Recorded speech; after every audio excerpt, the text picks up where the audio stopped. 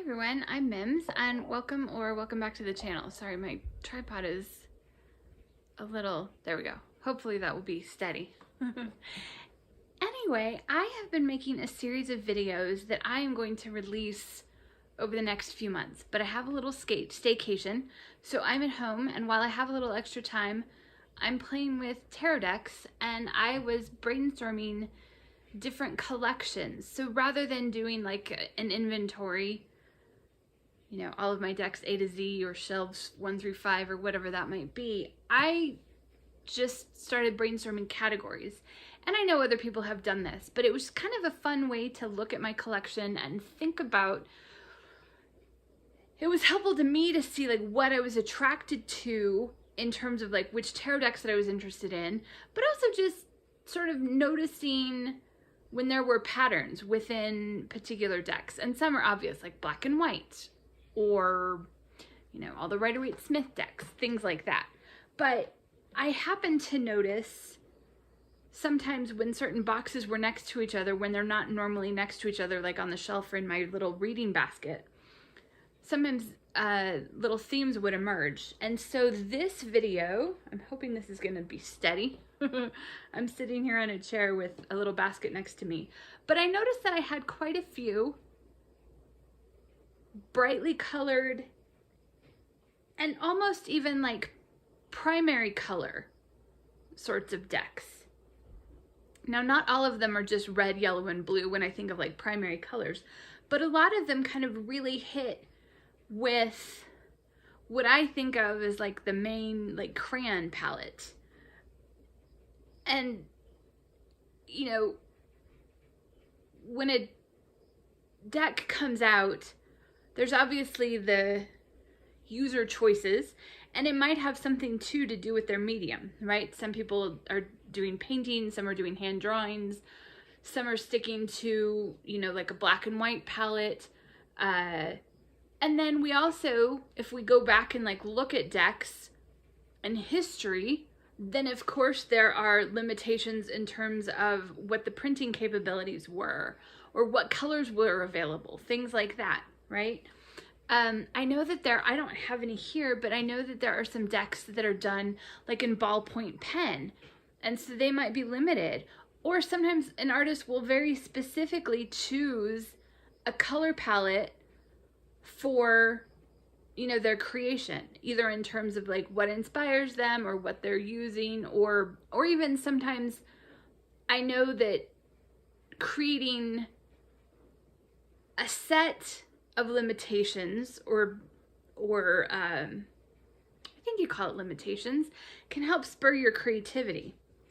Anyway, this is a looser category than a lot of the other ones. Like I've done, and I think I've already shown, and it depends when I'm going to show these videos. But the idea is that I can show one of these videos in a week where I don't have an idea or I don't have the chance to make a video, and or if I'm traveling or moving later this year and I may not have access to my full library, that I would be able to share some of these. So let's just get started. And they're in no particular order other than that I pulled them out. And these are all tarot decks, and I'm not going to show very many of each or we'd be here forever, but I have 1, 2, 3, 4, 5, 6, 7, 8, 9, 10, 11, 12, 13, 14. Let me try this again. 1, 2, 3, 4, 5, 6, 7, 8, 9, 10, 11, 12, 13, 14 decks. It's kind of a lot, but this ended up, I think, being the most common within my collection.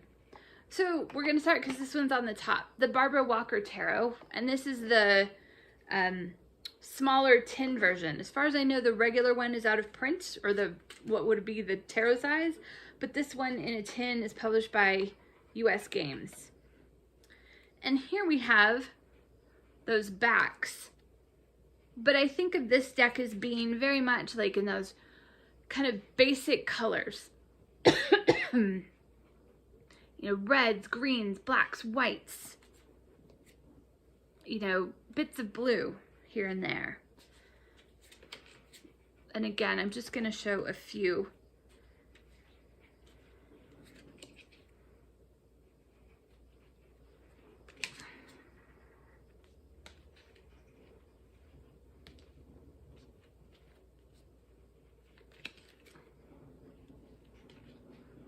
and how that contrast and how that simple color palette really does make a difference. Or in the case of kind of that stark black and white with just hints of color. So that is the Barbara Walker Tarot,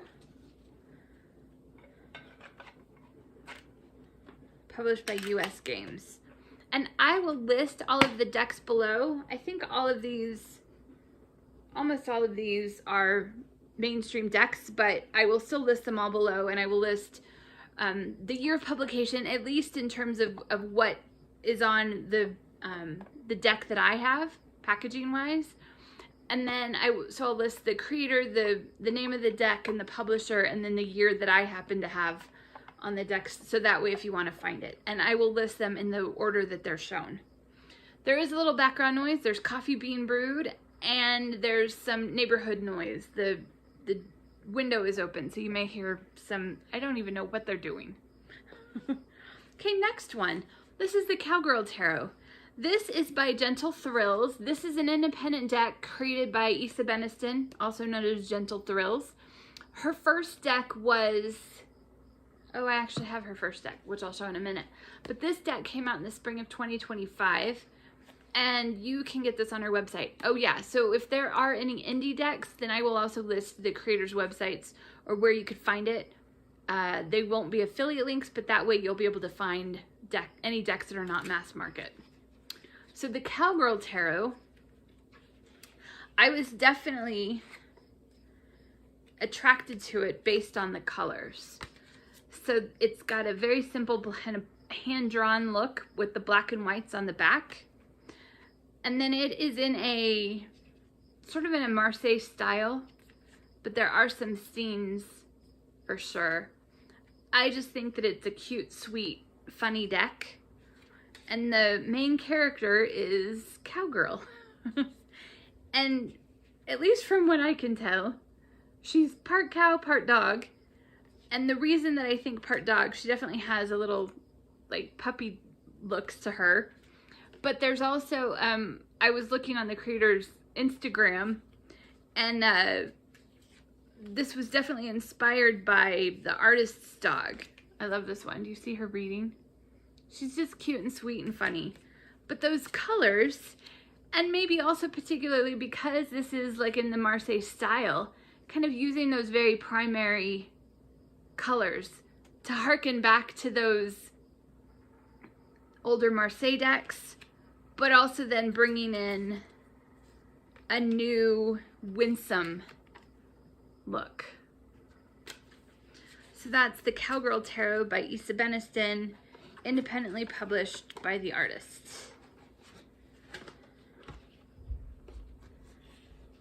And then I just want to get them all back in their boxes so we don't have a big mess at the end, or so I don't have a big mess at the end. Next one.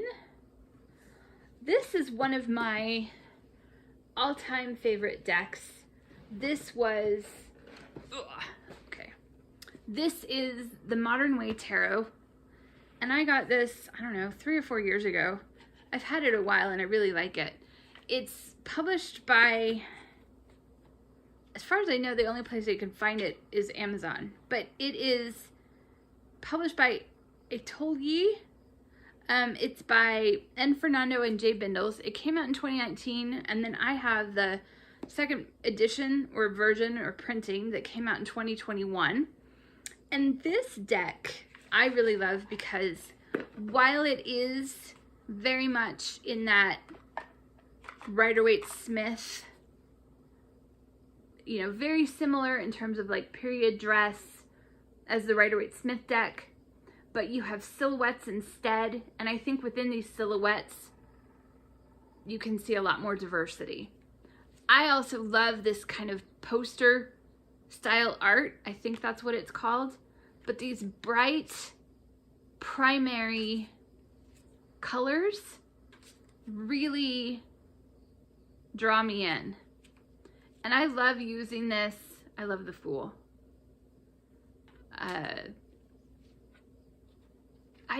I really enjoy this art.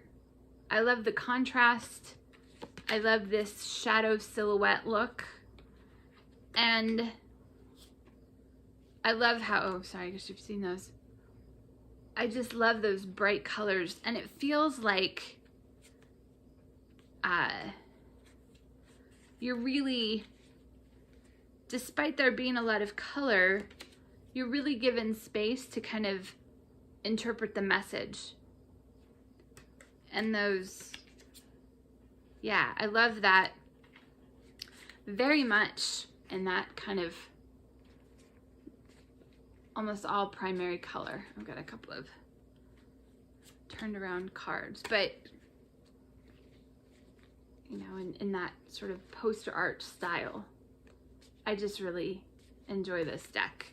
This is the Modern Way Tarot by J. Bindels and Fernando. And I think they did a really neat job of using that limited palette. And even within all of these, like how you could start with a somewhat limited palette and then look how different it is. And then Tarot del Fuego. This one really comes to mind when I think about, well, it might seem like a limited palette. There is so much in this deck. And this is by Ricardo Cavolo. This one is published by Fournier. I love the backs. And this is one of those decks that there is layers and layers and layers of the art. There's so much here, but you can still see how those bright primary colors bring you into maybe feelings of passion, and also how there's so much to see and read here. I think this is one of those decks that I will have and will continue to study for years. And I think every time I pick it up, I see something different.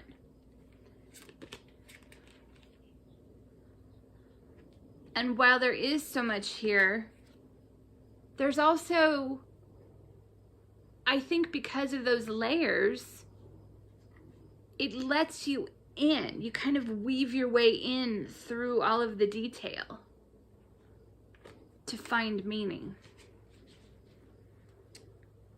And that definitely pops up. In fact, when I thought of this deck immediately, and that limited color palette or those bright, bright colors.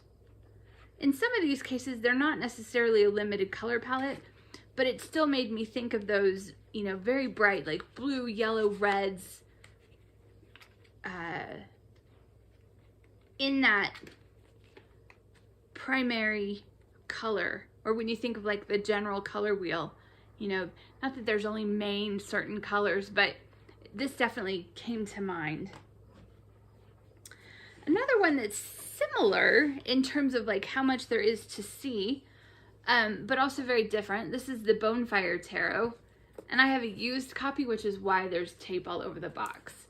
The cards inside were perfect when I got it, but the box was a tiny bit damaged. So this is by this is by Gabi Angus-West. The one I have is the second edition, published by, who's this by? Red Feathers, published. And it came out in 2023, but there was at least one indie version before this, and then of course the second, or the first edition. So Red Feather, if I didn't say. So those are the backs. And so again here, at least in this one, you have this black background and then the title. So the backs, you still have a limited palette, but then you get to the front, and similar, I think, in some ways to the Tarot del Fuego, you have layers and layers of symbols and art. You could call it busy. I call it full. And there's a whole world to just get lost in here. And again, there's something about those bright colors on that shadowy black background that feels like you are in a different world.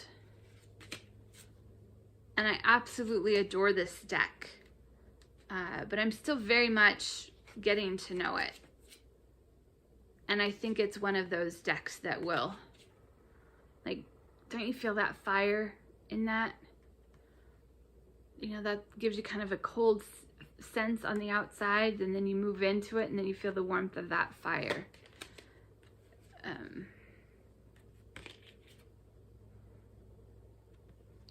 Just the depth and the layer of detail and all of those colors. So that is the Bonefire Tarot. The one I'm showing is the second edition, published by, or it's by Gabi Angus-West, published by Red Feather.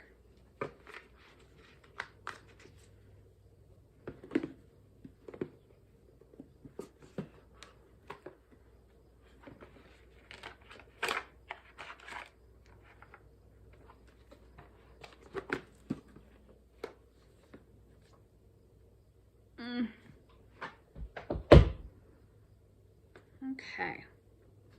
Sometimes a color palette might make you think of a certain time, like not just of the publishing, you know, what were the publishing or the technology capabilities, but also even just like when that deck was created and what world it was created in.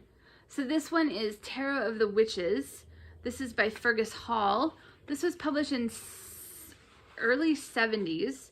This is by US Games. I think, though, it was a collaborative publishing by US Games and maybe another. Let's see. Published in Switzerland by A.G. Mueller, and then in the US by US Games. So there were a couple of versions that I think had a different back, but I think since the 70s it's been this back, except for like the originals. So this also has a very much of a limited color palette.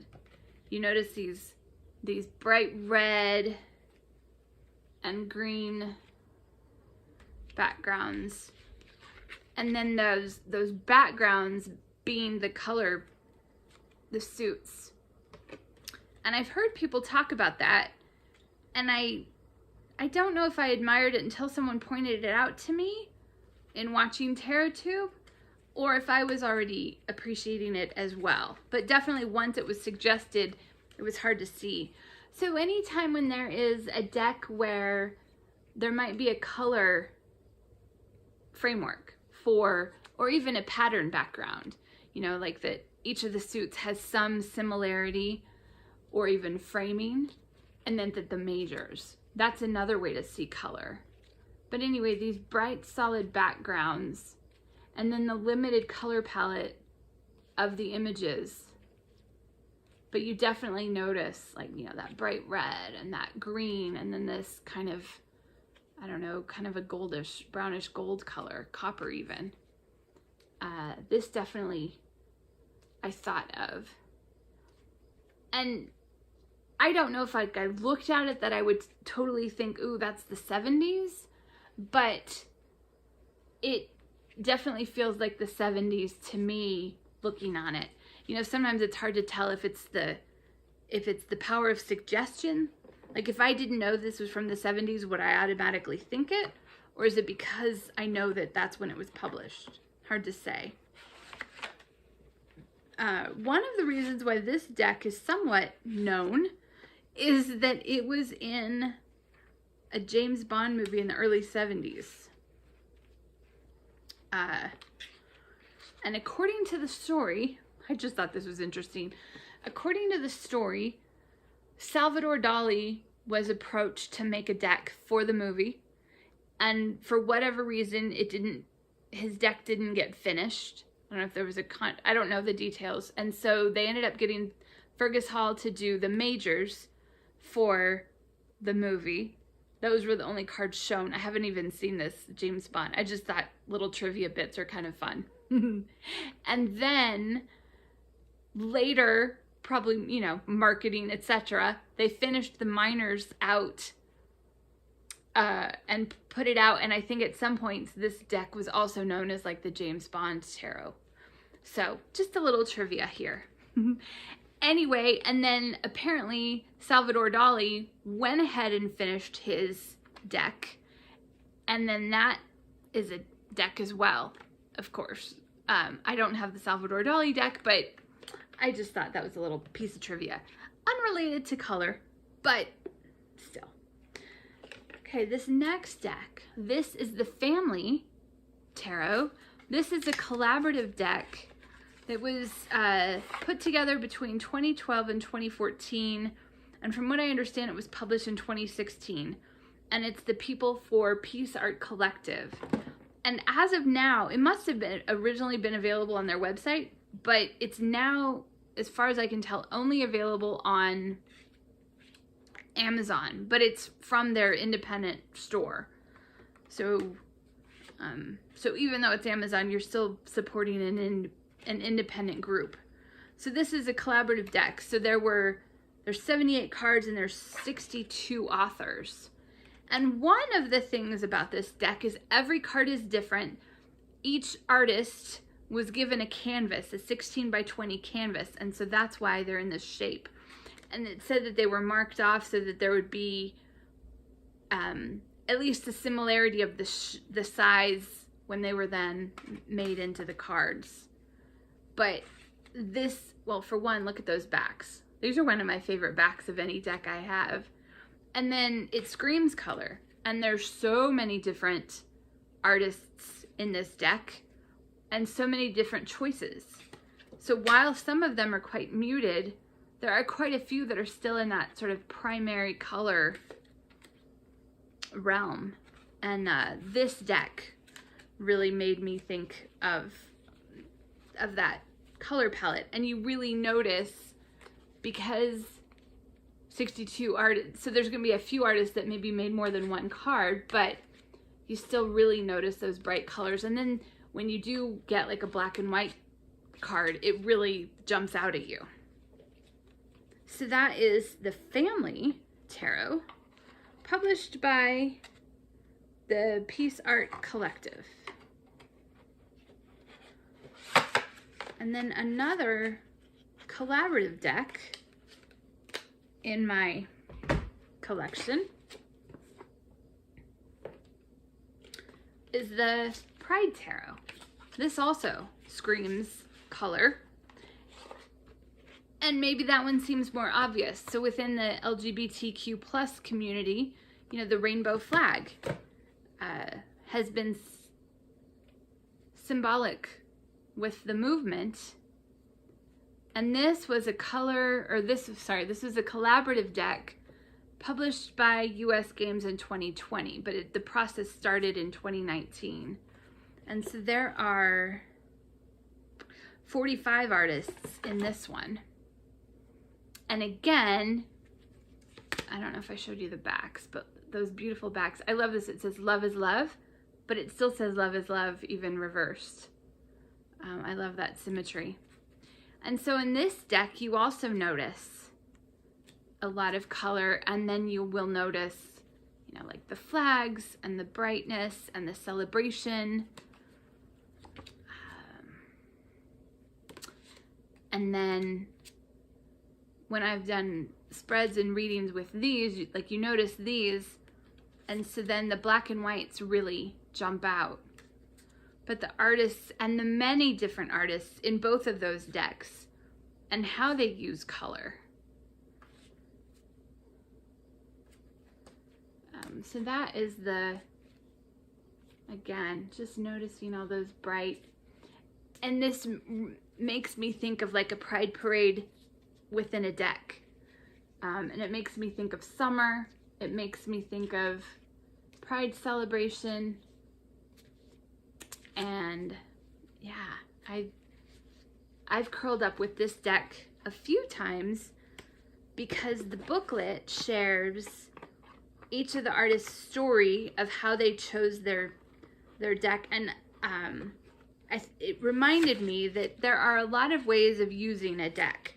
Of course, readings, but also sometimes just curling up with the cards and really enjoying and giving space to just immerse yourself in that art. But the colors of the Pride Tarot reminded me of that use of color. within tarot. Next one. This is the Tattoo Tarot. Yeah.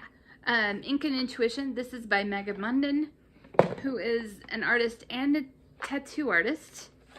And the text is by Diana McMahon Collis. And I thought of this deck because of tattoo art. And when you think about, I think there's less of that because technology has changed over time. I think from, I don't know any tattoos. I don't know much about tattoo art. I just enjoy it. And so in this case, you get, in some ways, very modern, but also timeless. Like it kind of goes back in some ways to like a Marseille deck. And then, and again, those very vivid colors. Oh, that's one of my favorite cards, the Six of Swords. But I love how it's that scene. And then the backs look like playing cards. But these bright colors and those, the Queen. So again, a somewhat limited color palette, and then the bright, you know, the thick lines, you know, and that contrast with the blacks in there. This is a favorite deck, and I love it, the color use within it. So that's Tattoo Tarot, Ink and Intuition. This one, I think, oh yeah, 2021. But I think there was an earlier edition as well. Okay, so next one, and this is another deck by Issa Beniston. This is the first tarot deck that I know of. This was an indie deck at first, and then this is the mass market edition. The indie one came out in 2020, and then this was mass market by Hay House in 2022. And this is the Gentle Thrills Tarot. And again, we saw in the Cowgirl Tarot that use of color. And then this is just full of color. And you can kind of see some of the, while there's less black and white and there's more use of color, it feels maybe a little bit brighter in some ways and then cooler in others compared to the tattoo, or sorry, to the Cowgirl Tarot. But look at all those reds there. And then what she does, I thought was kind of interesting, the way that she portrays the suits, because they're not always obvious what they are, but it all has to do with the borders within the deck. And I just love, I love the backs. It reminds me of like wrapping paper. But look at that.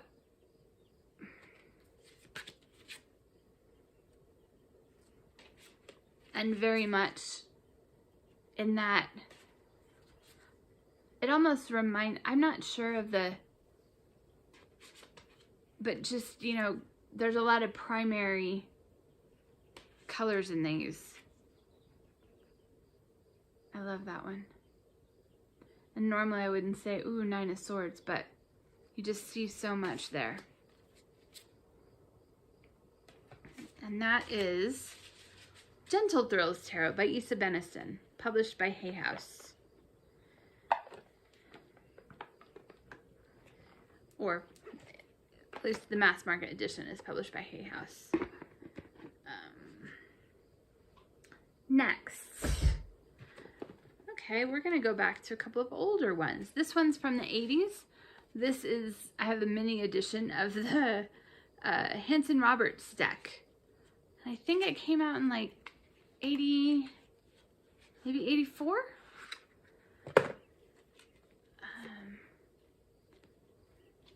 And I know, and Mary Hanson Roberts, speaking of color, also did, which I didn't bring any of those in. I kind of left it to non RWS decks. But we could also think about color, and you might have a certain Rider-Waite-Smith deck that you really like, such as, you know, there was the Recoloring by Mary Hanson Roberts. I think that was called the Universal Weight deck.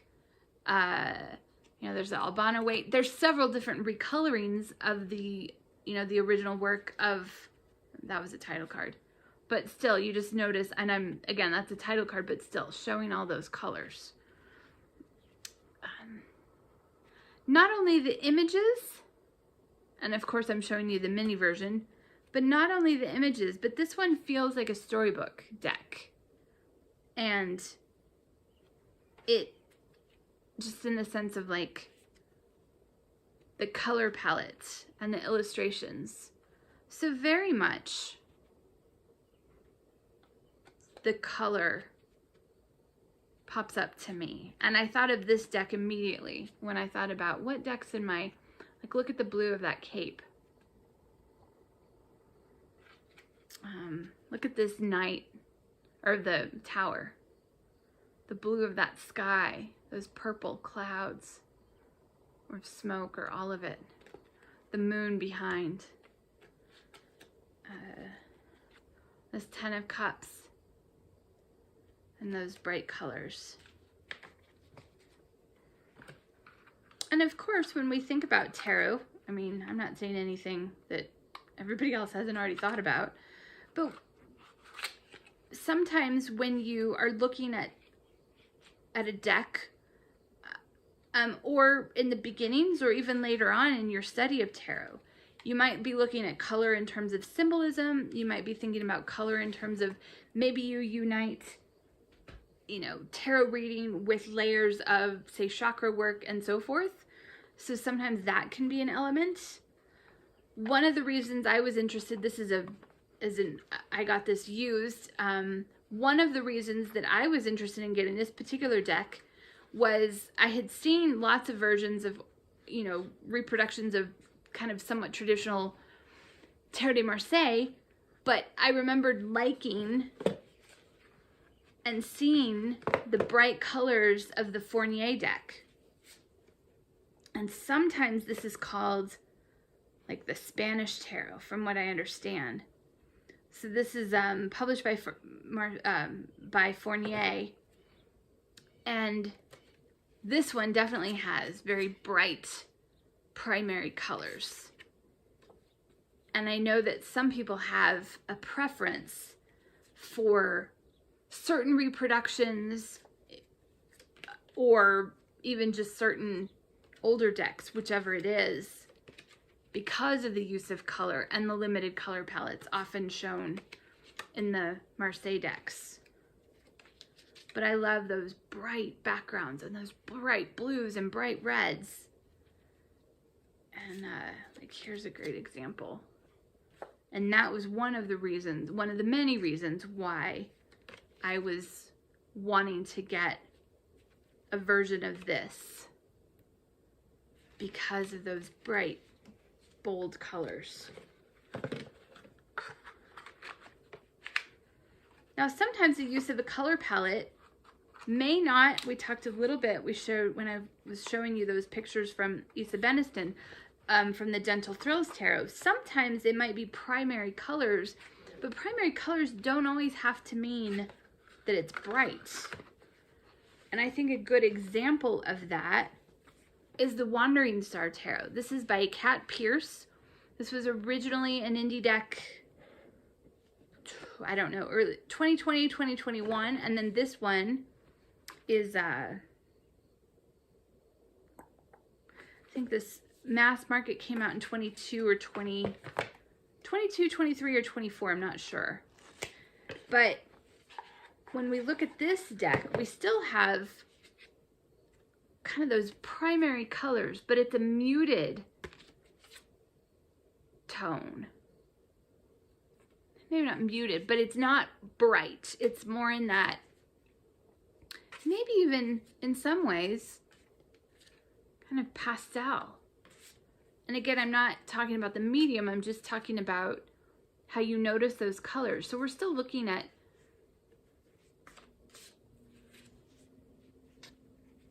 you know, reds and greens and blues, but look how they're used so differently in this deck in comparison. You know, we're leaning more on those purples and blues and pinks in this deck compared to, say, the that Spanish Marseille, or compared to, say, the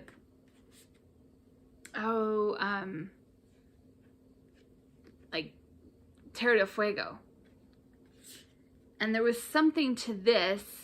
All of my cards are upside down. I could look at them first.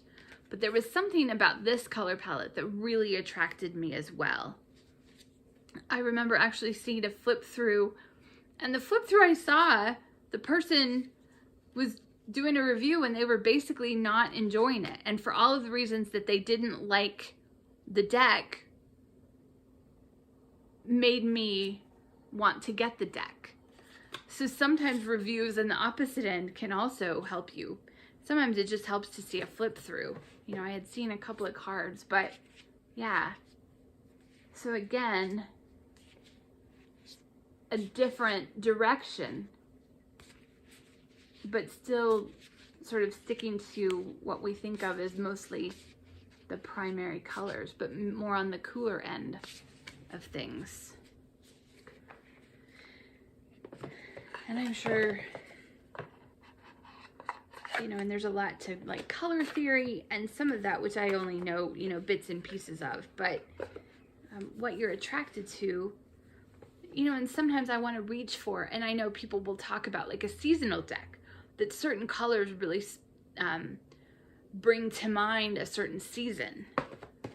And the last deck that I wanted to show, which is, I don't know that it's my favorite of all of these, but it's definitely like in the top 5, and it's still pretty new, but it's still one of my like all-time favorites. I could just tell you that. It's the Tarot of Hearts by Isabel Hayes.